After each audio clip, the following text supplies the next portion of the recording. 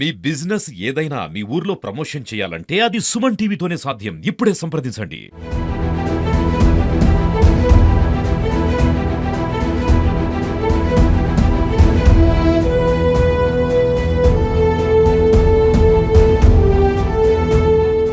నీలం రంగు పార్టీ వాళ్ళు అంటున్నారు ఏం చేశాడు చంద్రబాబు నాయుడు, ఏం చేయలేదు. కాలేజీలని రేపు నా గవర్నమెంట్ వస్తే మొత్తం అన్ని చంద్రబాబు చేసినవన్నీ కూడా ఆపేస్తూ అంటున్నారు. ఎవడండి ఆపేసినాడు? ఎవడండి?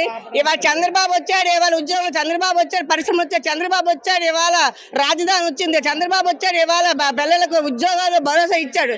ఈ నీల రంగు కోసం వీళ్ళు ఏడు చేస్తారండి, వీళ్ళు ఏడు చేశారండి రాష్ట్రం కోసం. ఇవాళ చంద్రబాబు ఇవాళ వచ్చాడు, రాష్ట్రంలోని ఎన్ని ప్రభుత్వ పథకాలు తీసుకొచ్చాడు, ప్రజలను ఎంత ముందు తీసుకెళ్తున్నాడో వాళ్ళ కళ్ళు నెత్తిమే పెట్టుకొని చూస్తున్నారండి. ఎలా చూస్తున్నారో వాళ్ళకి తెలియటం లేదా? ప్రజలు చూస్తున్నారు, ఏం చేస్తున్నారు, ఏం చేయాలి ప్రతిదీ ప్రజలకు తెలుసు.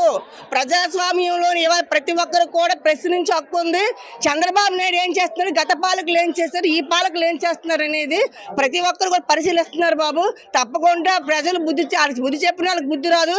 ఏదో ఒక విమర్శలు వేస్తూనే ఉంటారు, చేస్తున్న వాళ్ళు ఎప్పుడు కూడా తిరుగుతూనే ఉంటారు. వాళ్ళకి ఇంకా చెప్పకూడదు, ఇంకా దీంట్లో ఉన్నారు వాళ్ళందరూ కూడా. ప్రజలు ఇవ్వాలంటున్నారు. మీరు ఇప్పుడు ఉన్న పొజిషన్లో గత ప్రభుత్వం ఉంటే పరిస్థితి, గత ప్రభుత్వం ఉంటే అక్కడ మేము కూర్చొని మమ్మల్ని శవాలు పశుపతినాథ్ ఘాట్లోని ఈరోజు మేము మమ్మల్ని కాల్చే పరిస్థితి ఉంటుంది. మమ్మల్ని కూడా ఇక్కడ తీసుకొచ్చే నాదులు కూడా దిక్కు ఉండదు. ఇవాళ ఆ ప్రభుత్వం ఉండే వైఎస్ రాజశేఖర రెడ్డి గారు ఇవాళ ముఖ్యమంత్రిగా ఉన్నట్లయితే ఇవాళ తెలుగు ప్రజలు రారు. ఇవాళ మేము శవాలు కూడా పశుపతినాథ్ ఘాట్లోని ఖాళీ ఇవాళ బూడిదైపోయి ఉండి మా పిల్లలకి తల్లి లేకుండా మా భర్తల భార్య లేకుండా అయిపోయే పరిస్థితి వస్తుందని ఇవాళ తెలియజేస్తున్నాం అందరికీ. ఈ రోజు ఏ ప్రభుత్వం ఉన్నా ప్రజల సంక్షేమం కోసం ఉంటుంది. గత ప్రభుత్వం ఉన్నా కూడా మిమ్మల్ని ఏ విధంగా ఏం చేయలేదు. గత ప్రభుత్వం ఎవరికి సంక్షేమం అనేది చూడలేదండి. ఎవరికో ఒకరికో ఇద్దరికి ఇచ్చాడేమో కానీ సంక్షేమం అంటే ఎవరికి చూడలేదండి.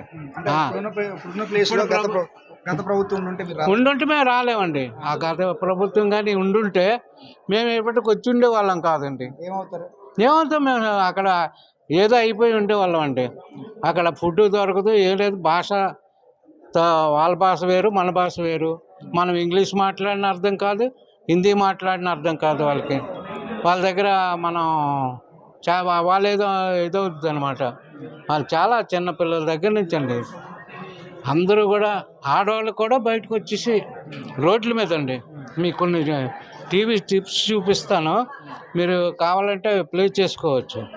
అవి అంత ఘోరంగా పరిస్థితి ఉందండి అక్కడ. మొత్తానికైతే ప్రభుత్వానికి ఏం చెప్తారు? ప్రభుత్వానికి మంచి భవిష్యత్తు ఉంది. చాలా ఇలాగ ప్రజల్ని ఇలాగ ఆదుకున్నందుకు చాలా కృతజ్ఞతలు అండి. తెలుగుదేశం పార్టీకి, చంద్రబాబు నాయుడుకి, లోకేష్ గారికి, పవన్ కళ్యాణ్ గారికి, తర్వాత మన రామ్మోహన్ నాయుడు గారికి, నరేంద్ర మోడీ, మ్యాక్సిమం నరేంద్ర మోడీ గారండి.